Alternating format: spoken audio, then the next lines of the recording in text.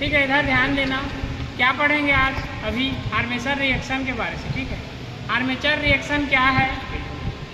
Armature winding का जो flux है, फील्ड वाइंडिंग के फ्लक्स के पर क्या करेगा? प्रभाव डालेगा, है ना, प्रेशर डालेगा। उसे क्या बोलते हैं?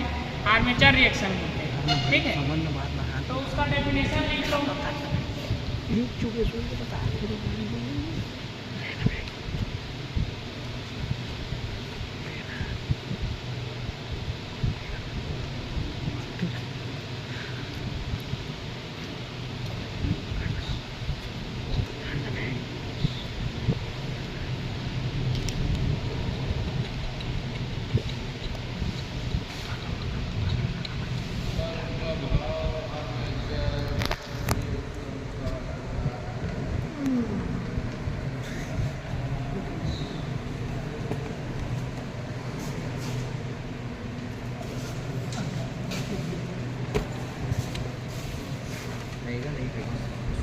ठीक है, डेफिनेशन याद रखना है। आर्मेचर फ्लक्स का फील्ड फ्लक्स पर प्रभाव क्या कहलाता है? आर्मेचर रिएक्शन कहलाता है। आर्मेचर रिएक्शन के कारण क्या क्या हानि होता है, वो चीज़ देखेंगे। पहला है डीमैग्नेटाइज और दूसरा क्रॉस मैग्नेटाइज। ठीक है, तो दो हानि होता है आर्मेचर रिएक्शन के कारण। इसमें डीसी मशीन में, डीसी मोटर या डीसी जनरेटर, क्या क्या हानि है? डीमैग्नेटाइज और क्रॉस मैग्नेटाइज। तो इसके कारण क्या क्या प्रभाव पड़ेगा डीसी मोटर में या डीसी जनरेटर में, उसी चीज़ को अभी पढ़ेंगे आर्मेचर रिएक्शन टॉपिक में। ठीक है, इसको लिख लिए।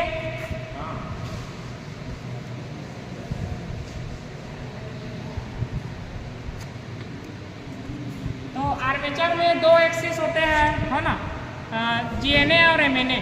ठीक है, उसको लिख लो।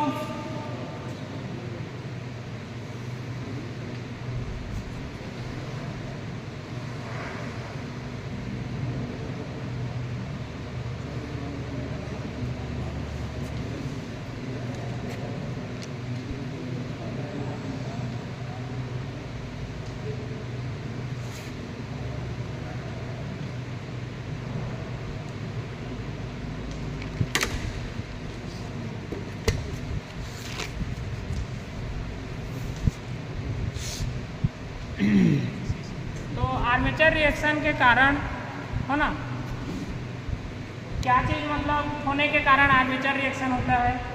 जीएनए और एमएनए जो है, दोनों का जो पोजीशन है ना, दोनों में से किसी एक का पोजीशन कुछ अलग हो जाता है, तो इसी कारण आर्मेचर रिएक्शन प्रभाव पैदा होता है। और आर्मेचर रिएक्शन के कारण क्या प्रभाव पड़ता है? अभी अभी देखें, डीमैग्नेटाइज और क्रॉस मैग्नेटाइज, है ना। तो एमएनए नाम में देखेंगे मैग्नेटिक न्यूट्रल एक्सिस।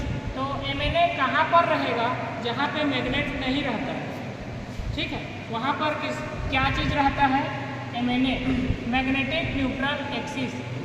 ठीक है, जहाँ मैग्नेट उपस्थित ना हो वहाँ पे एमएनए निवास करता है। ठीक है, देखेंगे कैसे रहता है मतलब। ठीक है, इसको लिख सकते हैं हम एमएनए फील्ड फ्लक्स के लंबवत रहता है।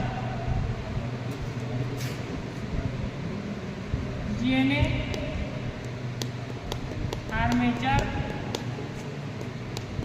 फ्लक्स के साथ में रहता है।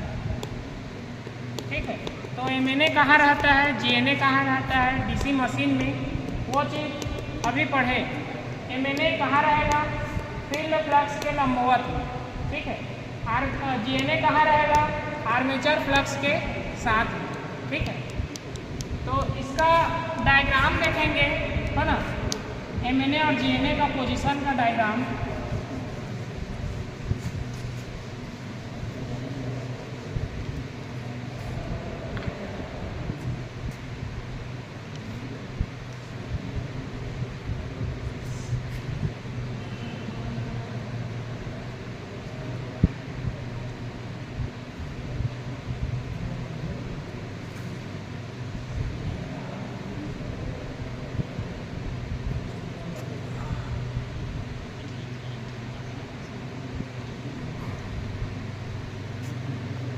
कोई डीसी मशीन है उसको बिना लोड के हम चालू किए, मतलब कोई डीसी जनरेटर है, आउटपुट सप्लाई डीसी सप्लाई बना रहा है उसके टर्मिनल में, लेकिन हमने किसी भी लोड को कनेक्ट नहीं किया है ना, तो क्या होगा, एमएनए और जीएनए का पोजीशन वो चीज़ देखेंगे।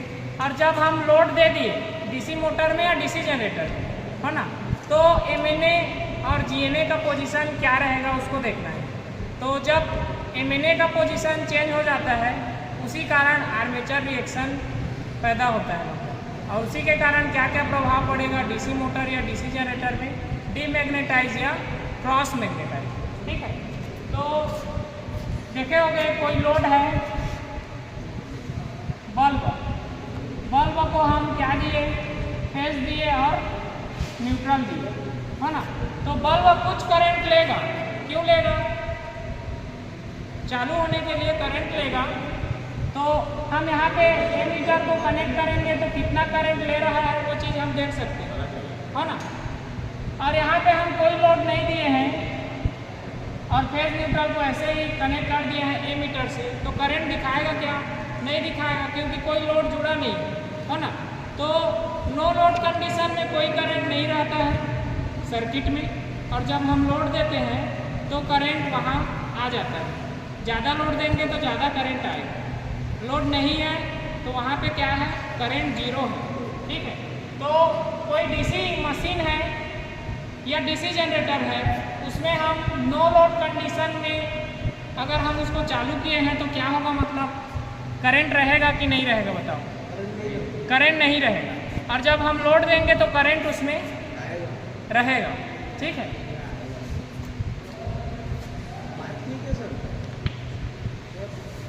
बात करूँगा।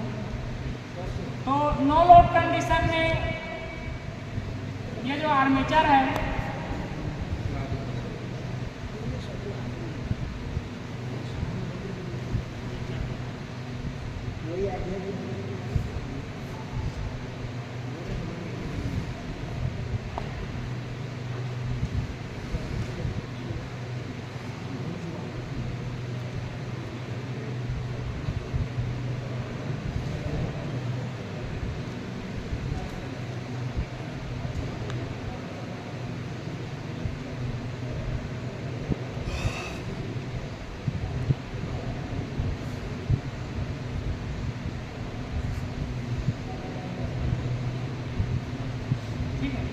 ये वाला क्या है,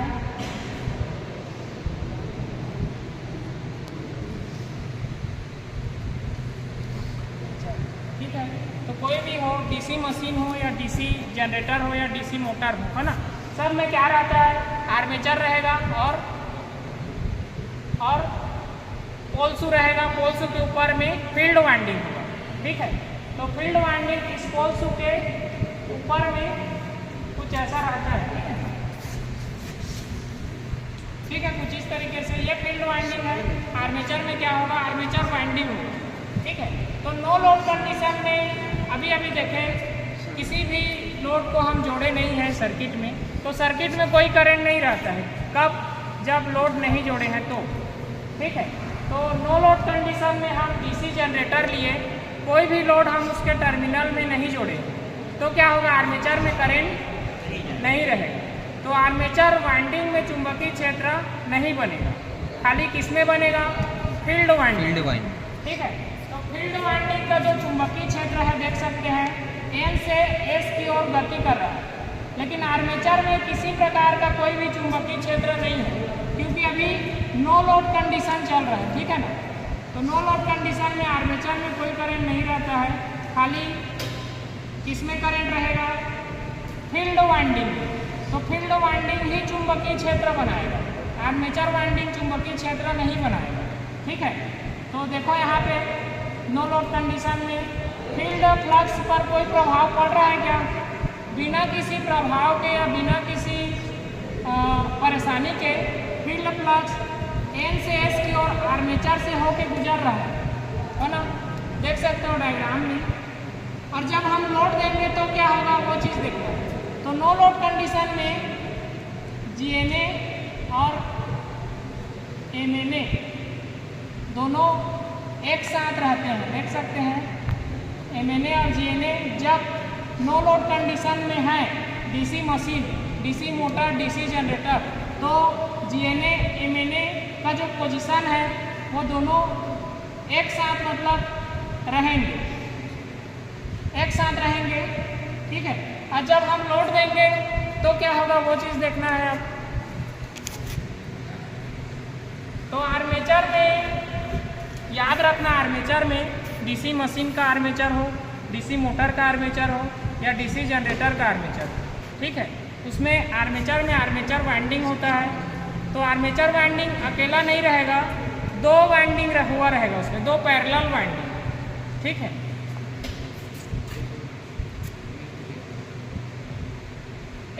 एक वाइंडिंग इस साइड हुआ रहेगा कुछ इस तरीके से, एक वाइंडिंग कुछ ऐसा हुआ रहेगा, ठीक है। दो वाइंडिंग हुआ रहता है आर्मेचर में, तो इसीलिए दो पैरेलल पाथ रहता है इसमें, ठीक है। दो समांतर सर्किट बोल सकते हैं, या दो समांतर वाइंडिंग किसमें हुआ रहता है, आर्मेचर में। तो लोड जब देंगे हम तो आर्मेचर में क्या होगा बताओ, करंट आएगा, हो ना।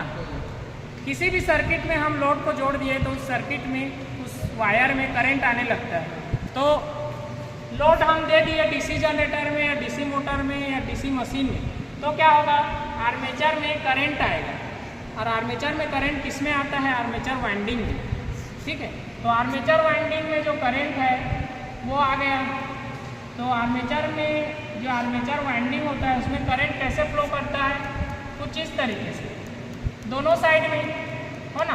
दो वाइंडिंग हुआ है, दो साइड में मतलब करंट फ्लो करेगा, इसीलिए बोलते हैं आर्मेचर में क्या रहता है, दो पैरेलल पाथ रहता है, ठीक है। तो दो पैरेलल पाथ कैसा रहता है, दो वाइंडिंग में मतलब दोनों साइड में करंट फ्लो होना ही दो पैरेलल पाथ है जैसा हम बोलते हैं, ठीक है। तो देखो यहाँ पे लोड हम दिए तो आर्मेचर में करंट आया, आर्मेचर वाइंडिंग में, और करंट कैसे फ्लो हो रहा है देख सकते हैं ऊपर से नीचे की ओर। तो इसी बीच में हम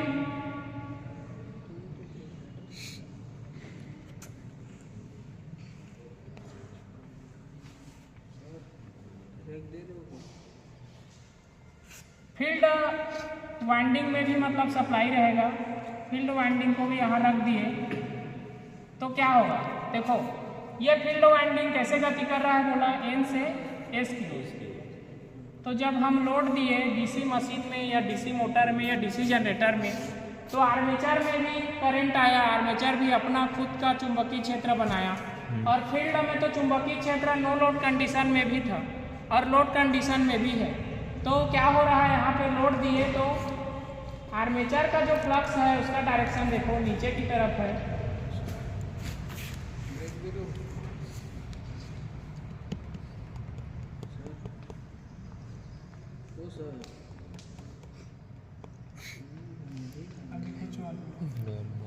ठीक है। देखो यहाँ पे फील्ड फ्लक्स एन से एस की ओर हॉरिजॉन्टल गति कर रहा है, क्षैतिज, और आर्मेचर का जो फ्लक्स का डायरेक्शन है वो ऊपर से नीचे की ओर ऊर्ध्वाधर या परपेंडिकुलर गति कर रहा है, ठीक है ना। देखो यहाँ पे डायग्राम बना दिया हूँ, तो दोनों क्रॉस कर रहे हैं आपस में, देख सकते हो। फील्ड वाइंडिंग का जो फ्लक्स है उसका गति देखो एन से एस की ओर, लेकिन वहीं पे आर्मेचर में जो करंट आया लोड के कारण, तो आर्मेचर का फ्लक्स अपोजिट डायरेक्शन में मतलब, हो ना, दोनों एक दूसरे को क्रॉस कर रहा है। ये इधर जा रहा है तो उसको नीचे कोई चीज़ है, आर्मेचर का फ्लक्स वो नीचे प्रेशर दे रहा है ना। जब हम लोड देते हैं डीसी मशीन में, डीसी जनरेटर में या डीसी मोटर में, तो आर्मेचर में करंट बनता है, वो करंट फील्ड फ्लक्स का जो चुंबकीय क्षेत्र है उसको क्रॉस करेगा या नीचे दबाएगा, है ना। तो उसका जो डायरेक्शन है कैसा होगा वो देखेंगे।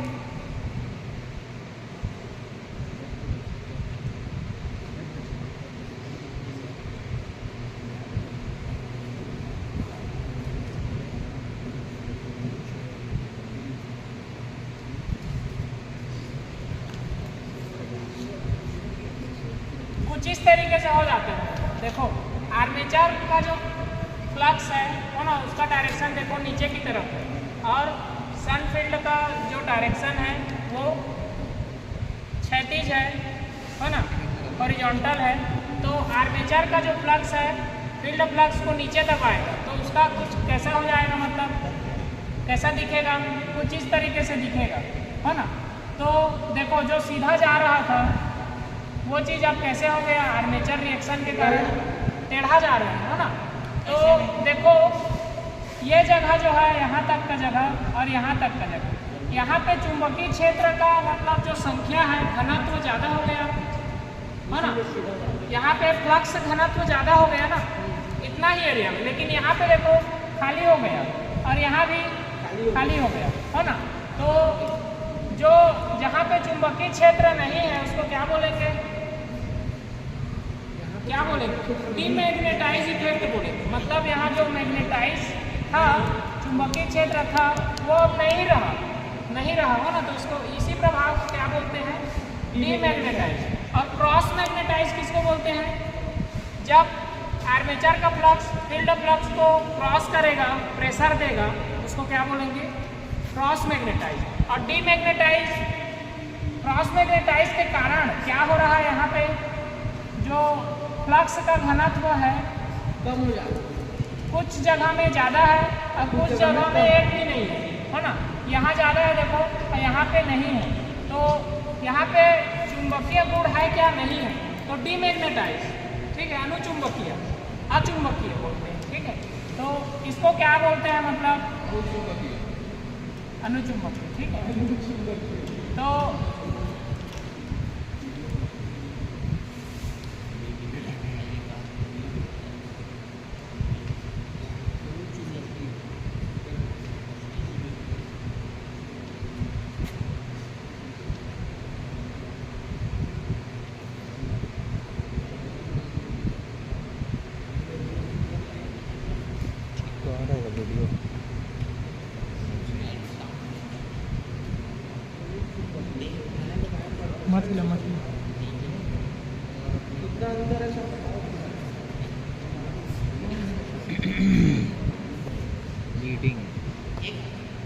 लीडिंग ऑयल नहीं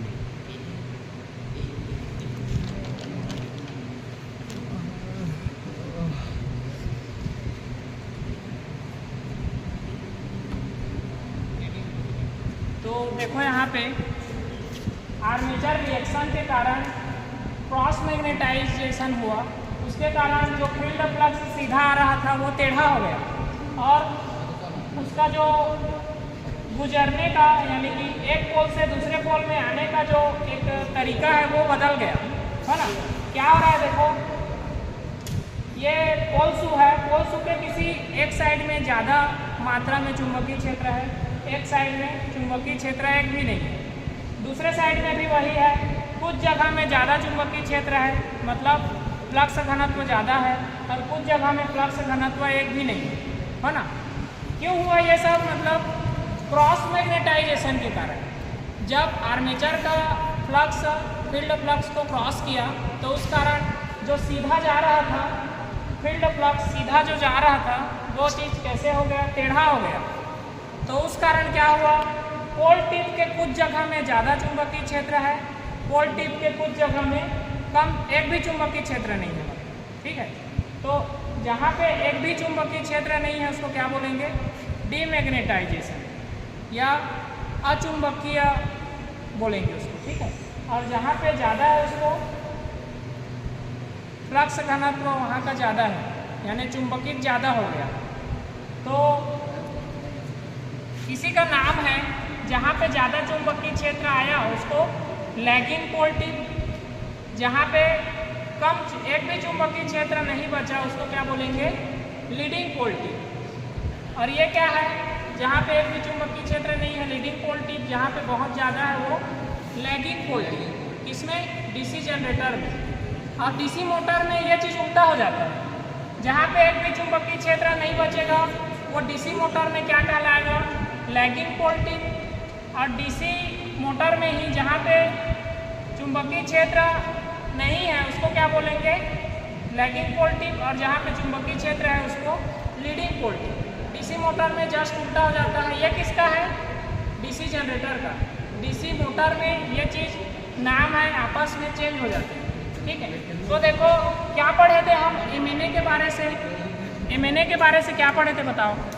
एमएनए फील्ड फ्लक्स के हमेशा लंबवत रहता है, पढ़े थे। तो यहाँ पे देखो बीच में आर्मेचर है ना। नो लोड कंडीशन में जीएनए और एमएनए एक साथ था नो लोड कंडीशन में, हो ना।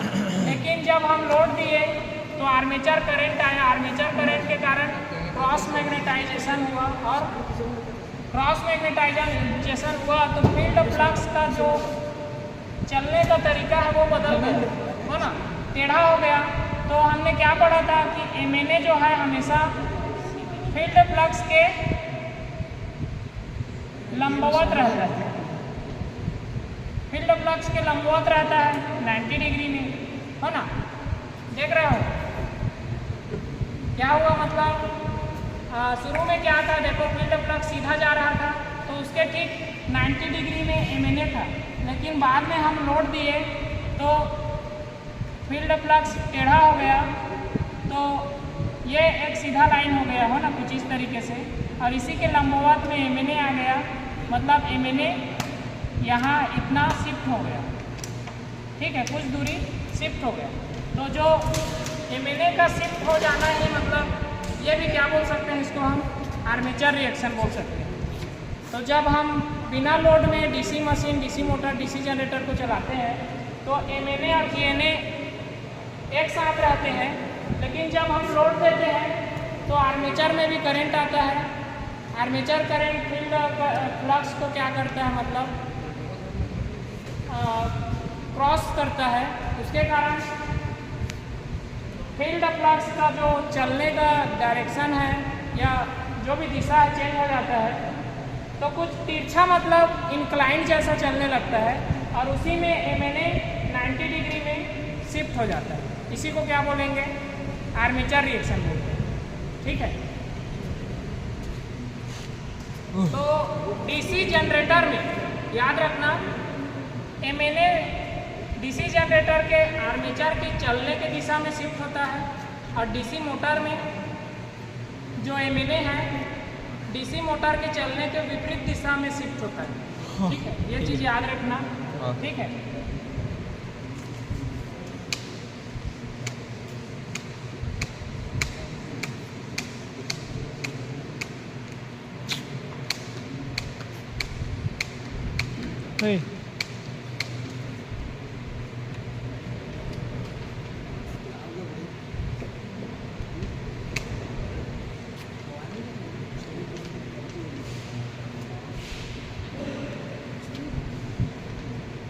तो आर्मेचर रिएक्शन को हम कैसे दूर कर सकते हैं उसको देखेंगे अभी, ठीक है।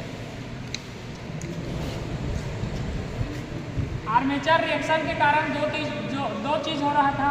पहला डीमैग्नेटाइजेशन,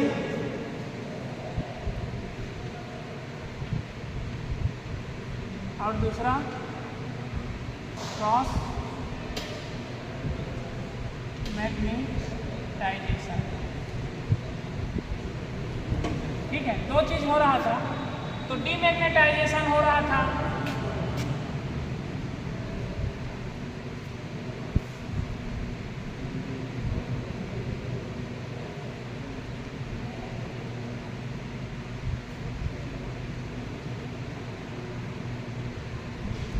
कहाँ पे डीमैग्नेटाइजेशन हो रहा है? इतना एरिया में, और यहाँ पे, है ना। यहाँ पे क्या है? चुंबकीय क्षेत्र नहीं है ना। और चुंबकीय क्षेत्र नहीं है, इसी को क्या बोलते हैं? डीमैग्नेटाइजेशन। तो डीमैग्नेटाइजेशन को दूर करना है तो क्या करना पड़ेगा हमें? वो चीज़ देखेंगे। उसको दूर करने के लिए फील्ड को भारी, मतलब फील्ड वाइंडिंग को ज़्यादा संख्या में करेंगे, ठीक है। तो ज़्यादा रूप में हमें क्या करना पड़ेगा? फील्ड वाइंडिंग या ज़्यादा टर्न हमें बनाना पड़ेगा फील्ड वाइंडिंग में। तो ज़्यादा टर्न होगा तो ज़्यादा चुंबकीय क्षेत्र बनेगा। तो चुंबकीय क्षेत्र में जो कमी हो रहा है वो चीज़ नहीं होगी, ठीक है। तो डीमैग्नेटाइजेशन को दूर करने के लिए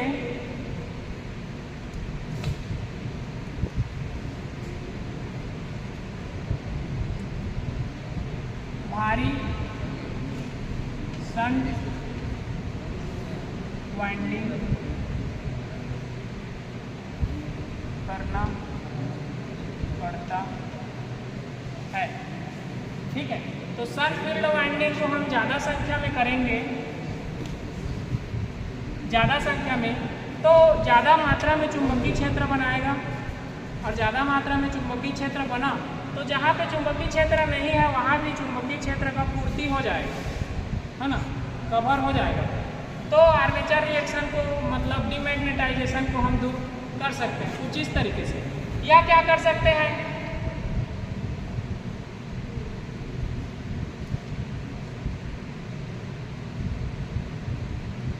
जहाँ पे ज़्यादा चुंबकीय क्षेत्र है वहाँ को हम कुछ ऐसा स्लॉट काटेंगे। इसका नाम क्या है,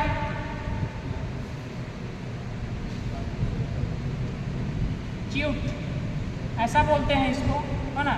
जो स्लॉट कटा हुआ है उसका नाम क्या है, च्यूट। तो ऐसा करने पर क्या होता है, जो फ्लक्स घनत्व ज़्यादा है यहाँ पे वो चीज़ इधर डिवाइड हो जाता है, तो सभी तरफ बराबर मात्रा में चुंबकीय क्षेत्र आने लगता है। ठीक है, तो दूसरा तरीका क्या है कि पोल्सू में कुछ ऐसा स्लॉट कटेंगे जिसका नाम च्यूट है, और इसी के सहायता से क्या होगा, जहाँ पे ज़्यादा चुंबकीय क्षेत्र है वो चीज़ जहाँ पे नहीं है उधर भी फैलने लगेगा। ठीक है,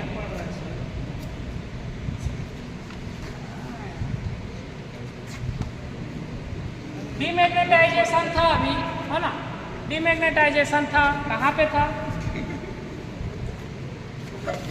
डीमैग्नेट रहना, सीरियस हो जाओ थोड़ा। देखो देखो ध्यान देना, डीमैग्नेटाइजेशन इसी को बोलते हैं कि पोल्सू में कुछ जगह में मतलब चुंबकीय क्षेत्र नहीं है, तो फील्ड ऑफ फ्लक्स का कमी हो गया, आर्मेचर के चारों ओर चुंबकीय क्षेत्र जो था उसमें कमी हो गया, तो आर्मेचर कम चुंबकीय क्षेत्र को कट करेगा तो कम आउटपुट में हमें सप्लाई मिलेगा। तो डीसी जनरेटर में क्या घाटा हो जाता है, मतलब डीसी जनरेटर में हानि क्या है डीमैग्नेटाइजेशन का, कि आउटपुट वोल्टेज कम हो जाता है।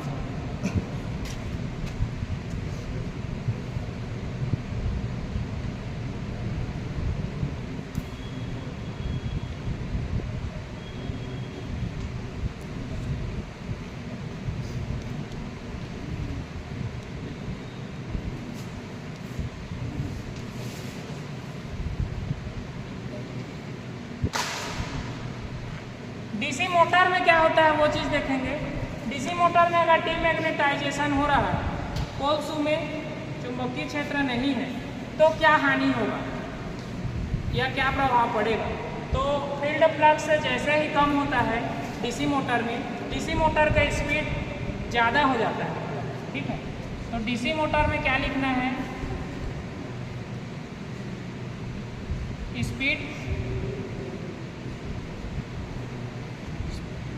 बढ़ जाता है।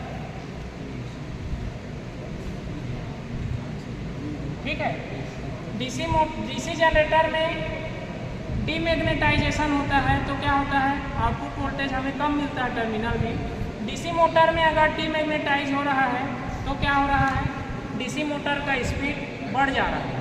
ठीक है, ठीक है, ये लिख लिए। अगला देखेंगे क्रॉस मैग्नेटाइज।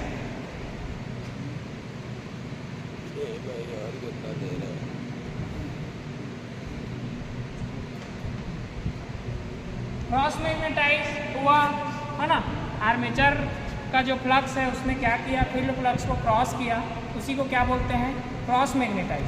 तो क्रॉस मैग्नेटाइज हुआ तो फील्ड जो फ्लक्स है सही तरीके से गुजर रहा था एन से एस की ओर, लेकिन उसका तरीका चेंज हो गया, है ना, चेंज हो गया, कुछ ऐसा हो गया। ठीक है, तो देखो यहाँ पे ये चीज़ क्या है, कार्बन ब्रश। ब्रश देखे होंगे, काला कलर का रहता है ना, डीसी मशीन में रहता है।